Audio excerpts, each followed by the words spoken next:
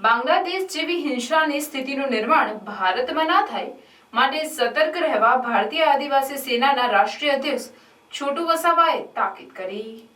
ભારતના પાડોશી દેશ બાંગ્લાદેશમાં જે હિંસાની પરિસ્થિતિનું નિર્માણ થયું છે તે વડાપ્રધાન શેખ હસીનાને રાજીનામું આપી દેશ છોડીને ભાગી જવું પડ્યું છે। આ ઘટનાના પાડોશી દેશોમાં ઘેરા પ્રત્યાઘાત પડ્યા છે।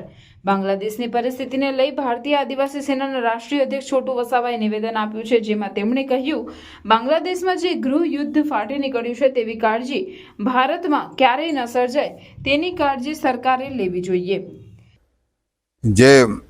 જે નીતિ પંચ બનાવ્યું છે, આયોજન પંચ ખતમ કરીને એને ધ્યાન રાખવા જેવું છે કે આવી ખોટી વાતો કરીને દેશના લોકો સાથે તમે શું કરવા માગો છો।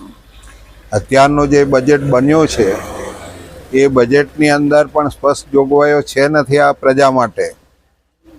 તો આવા ઇસ્યુ બધા ઊભા કરીને દેશને બાંગ્લાદેશના રસ્તા પર તમે જે લઈ જવાનું કૃત્ય કરી રહ્યા છો એ કૃત્ય બિલકુલ ભારતના લોકશાહીને ખતમ કરવાની એક સાજિશ છે।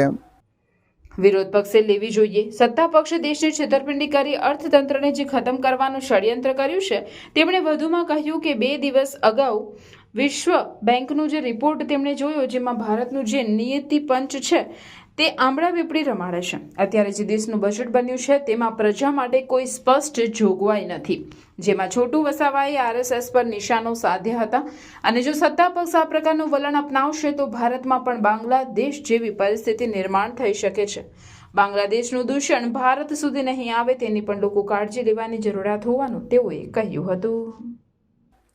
આવો જ એક વર્ગ જે આરએસએસના નામે દેશ પર રાજ કરે છે એ લોકોને એટલી મોટી છેતરપિંડી આ દેશ સાથે છે તો લોકોએ પણ કાળજી લેવાની જરૂર છે કે બાંગ્લાદેશનું દૂષણ ભારત સુધી નહીં આવે અને ભારત મુક્ત રીતના જીવી શકે એ વ્યવસ્થા કરવા માટે લોકોએ પણ તૈયાર રહેવાની જરૂર છે।